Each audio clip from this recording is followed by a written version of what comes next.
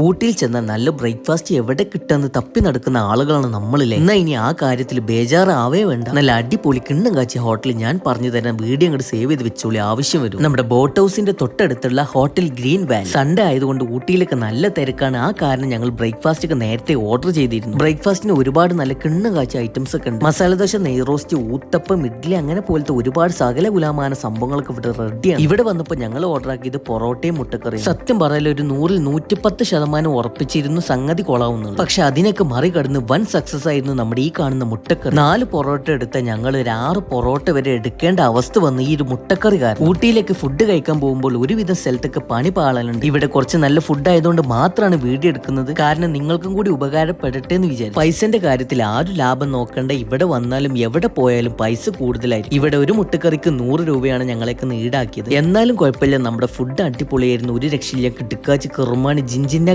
ഊട്ടിയിലേക്ക് വരികയാണെങ്കിൽ നല്ല breakfast കഴിക്കണമെന്നുണ്ടെങ്കിൽ boat ഹൗസിന്റെ തൊട്ടടുത്തുള്ള ഗ്രീൻ വാലി